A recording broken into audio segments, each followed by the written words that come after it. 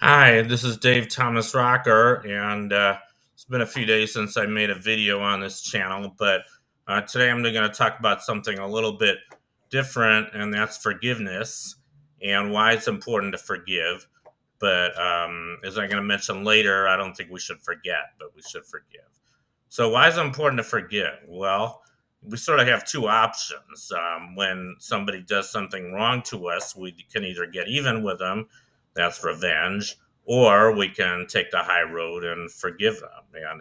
And the problem with revenge, it's kind of a natural emotion. When somebody does something bad to us, we want to get even with them. It's just natural.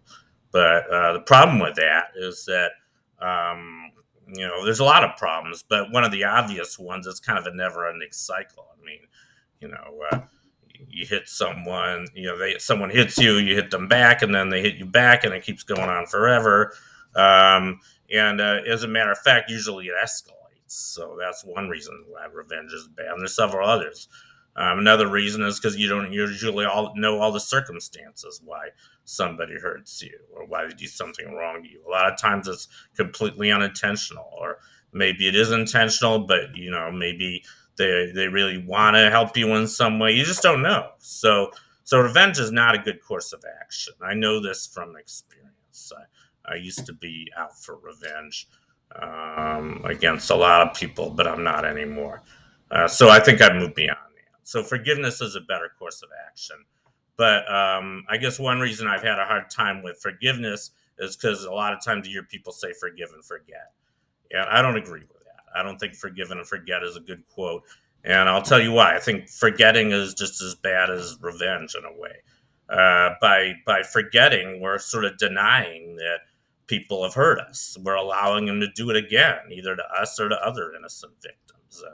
And Winston Churchill has a very famous quote, which I really like. He said, "Those who fail to learn from history are doomed to repeat it." And I think that's what happens when we forget. When we forget, we're not learning from the lessons from history. So how can we forgive but not forget? Well, um, um, I like this quote too. It says, "The stupid neither forgive nor forget. The naive forget, forgive and forget. The wise forgive but do not forget." So I think it is good to forgive but not forget. That means, you're not denying that people who did wrong. You're remembering it, and they should remember it too. And if they're wise, they'll learn the errors of their ways. You can't really forgive someone unless they sincerely apologize to you first. And once somebody does give you a sincere apology, it does serve you to forgive them because they're already admitting they did something wrong and they're not going to do it again. And by forgiving them, you're telling them and you're telling yourself, I'm not going to continue this antagonism between us. I'm going to move on, and hopefully they'll move on too. But we're not forgetting by forgiving. As a matter of fact, the people who did wrong, they can't forget the lesson that they did wrong.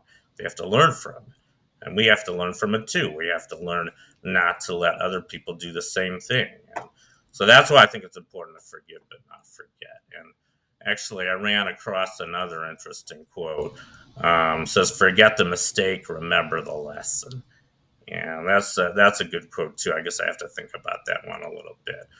But anyway, that concludes my talk for tonight. I hope you enjoyed it. Thank you for watching.